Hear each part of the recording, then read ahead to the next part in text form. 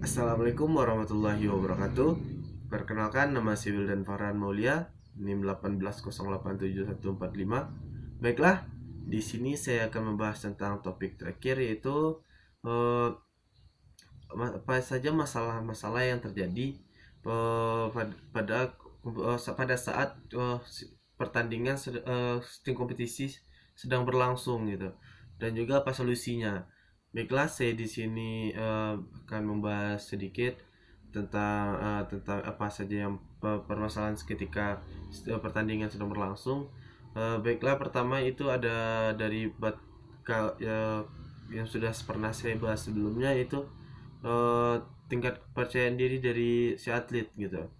Kepercayaan diri dari atlet ini bisa baik, bisa menurun atau juga membaik. Kalau menurun itu misalnya kan seperti dia memiliki lawan yang tidak seumur atau tidak sebanding dengan dia. Misalkan sana anak SMA dia melawan anak SMP. Jadi di situ ada kesenjangan usia, ada anak SMA sama anak SMP. Jadi di situ anak SMA menjadi PD, anak SMP-nya menjadi PD-nya menjadi menurun gitu. Dia menjadi pesimis gitu.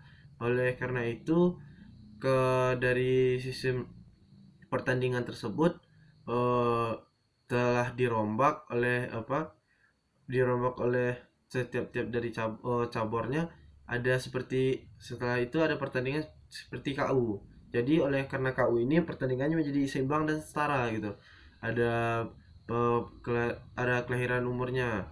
Ada yang kalau saya contohkan itu kalau di Poprov kemarin di basket itu ada di KU 98 gitu. Kalau di KU 98 kan jadinya pertandingannya itu menjadi menarik dan asik, dan lawannya pun sebanding. Yang paling besar 9 orang adalah anak kelahiran 98. Jadi di Poprov ini terjadi persaingan yang sengit sehingga PD-nya pun menaik, dan dia pun bersemangat gitu dalam dalam melakukan pertandingan. Dan kompetisi itu, norma kompetisinya berjalan dengan baik gitu. Kalau itu kalau dari segi dari KU-nya. Selanjutnya yang kita pelajari ada norma. Kalau di dalam pertandingan, misalkan seseorang mendapatkan sebuah hukuman gitu. Kalau dia mendapatkan sebuah hukuman atau pelanggaran, misalkan kalau di basket itu ada seperti pelanggaran fault biasa, ada technical fault, ada reject. Kalau biasanya kalau seseorang sudah mendapatkan technical fault, itu hitungannya sudah 4 kali fault. Kalau satu technical fault, jadi apabila seorang melakukan satu fault lagi, fault biasa, dia menjadi keluar. Nah, ini kan terjadi apabila seorang memiliki attitude yang tidak baik gitu. Kalau kita kita tahu kalau di seorang atlet menggunakan bahasa yang kotor kalau di basket, itu mendapatkan sebuah pelanggaran gitu. Itu biasanya diletakkan di technical karena itu tidak memiliki attitude yang tidak baik gitu. Uh, Bapak F, kalau kita contohkan pada yang salah, apa yang terjadi pada tahun-tahun yang lalu atau sebelumnya, itu sebelum dibuatnya pelanggaran seperti itu, orang itu bertanding asal mulutnya tidak dijaga gitu, atau juga attitude-nya tidak dijaga. Jadi dia bermain asal yang penting dia memiliki skill, dia tidak peduli attitude-nya. Itu yang kenanya. Oleh karena itu, dari cabur basket memiliki peraturan seperti membuat sebuah peraturan di mana peraturannya itu membatasi atau memberikan attitude yang baik gitu. Kalau contohkan di contohkan di basket tadi, kalau seseorang kalau menggunakan kata-kata kotor, itu akan mendapatkan technical foul.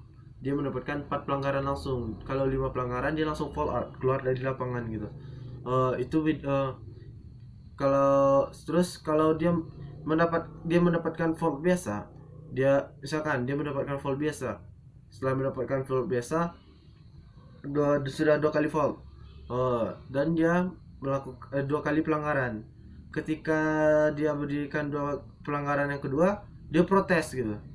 Dia protes karena dia protes karena tidak terima diberi pelanggaran, padahal itu memang kesalahannya. Dan dia melakukan dia marah-marah kepada wasit. Karena dia marah-marah kepada wasit, wasit pun memberikan sebuah pelanggaran, sebuah peringatan, memberikan sebuah konsekuensi kepadanya, itu seperti technical fault tadi. Nah, technical fault tadi itu bertujuan untuk membuat attitude dari atlet tersebut menjadi lebih terjaga gitu. Nah, itu membuat basket menjadi lebih lebih nyaman dalam pertandingan. Nah, setelah itu kita contohkan pada sepak bola, apabila di ketika bertanding sih, kita lihat seperti di pertandingan yang biasa kita lihat di El Clasico atau Real Madrid melawan Barcelona. Pada dulu, Barcelona Real Madrid ini memiliki sebuah lawan yang sangat rival abadi lah, kalau bisa dibilang begitu. Kenapa? Karena ini adalah dua klub besar dunia gitu. Ketika dia bertemu kita di ajang sepak bola, di liga-liga, maka dia biasanya itu pasti akan ada kartu merah dalam pertandingan tersebut. Kita contohkan saja pada saat final Real Madrid lawan Barcelona tahun berapa saya lupa, ada di mana Sergio Ramos mendapatkan kartu merah di sana. Kenapa?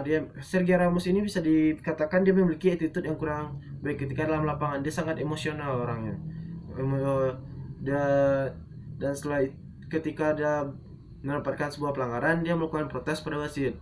Dia protes pada wasit, tim lawan pun juga ikut terpancing emosinya. Di sini memiliki emosional yang kurang baik. Nah, oleh karena itu ini akan terpancing, dia mulai memanas, dan pertandingan pun seperti terhenti sebentar, dan semua orang di dalam tidak ada yang seperti berkelahi begitu. Oleh karena itu seorang wasit harus tegas di sana. Dia memberikan konsekuensi pada atlet tersebut, yang memberikan kartu merah sehingga atlet tersebut keluar dari lapangan dan tidak boleh bermain. Nah, itu adalah konsekuensi apabila seorang atlet memiliki attitude yang tidak baik gitu. Itu adalah sisi dari yang kita pelajari, itu tentang attitude sport ya, attitude yang ada dalam olahraga gitu. Baik, selanjutnya tentang selanjutnya ada permasalahan tentang, bisa kita lihat pada yang daerah sekitar kita itu ada seperti di pembuatan bagannya itu seperti akan ada kecurangan gitu. Kalau kita lihat ini biasanya akan dibuat sistem sidit. Nah, itu menjadi, kalau menurut yang orang tim-tim yang bertanding, itu sidit itu bagan yang sidit itu kurang adil gitu.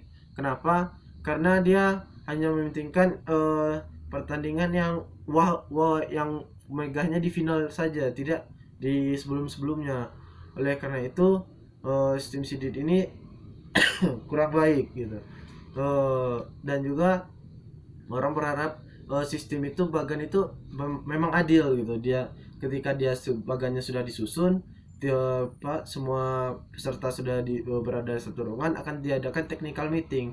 Ketika technical meeting ini diadakan, maka akan tim peserta tersebut harus akan mencabut, dia akan berada di bagian mana. Itu akan menjadi nanti akan menjadi sebuah kompetisi yang benar-benar adil dan baik gitu. Nah, oleh karena itu maka kita harus melakukan sebuah pertandingan yang sangat baik. Kita harus membuat sebuah kompetisi itu bagaimana dari sistemnya itu harus baik, dan juga yang organisasi olahraganya bagaimana, kita harus tahu bagaimana. Itu harus kita pahami dengan baik apabila kita membuat sebuah kompetisi gitu. Dan juga kalau sistem kompetisi ini ada juga di sistem kompetisi ini kita harus memahami semua aturan dan apa yang harus dilakukan sebelum membuat sebuah pertandingan. Dan ketika pertandingan berjalan, kita juga harus memantau bagaimana pertandingan ini, dan apa efek sampingnya, apa dampaknya, apa hal positifnya, apa hal negatifnya. Dan di situ kita harus bisa memantau, membagi, memilah, dan juga apa namanya tuh, merangkum atau mencatat apa dari hasil dari hari pertandingan hari tersebut gitu. Jadi di sana kita membuat sebuah pertandingan yang amat baik dan bagus gitu. Oleh karena dan juga dari buku yang telah saya baca dan saya pelajari tersebut, eh, akan ada telah saya sampaikan tadi, itu semuanya sudah ada, apa, sudah ada penanganannya, bagaimana kesalahannya pada tahun-tahun sebelumnya dan diperbaiki di tahun-tahun selanjutnya gitu. Karena sudah dan juga itu mungkin akan ada perbaikan peraturannya pada tahun-tahun berikutnya gitu. Tidak, karena itu akan menjadi sesuai seringnya perkembangan zaman gitu. Mungkin hanya itu saja dari saya. Terlebih terkurang saya mohon maaf. Wabillahi taufiq wal hidayah. Karena di sini saya mohon maaf karena di sini saya masih belajar. Wabillahi taufiq wal hidayah. Wassalamualaikum warahmatullahi wabarakatuh.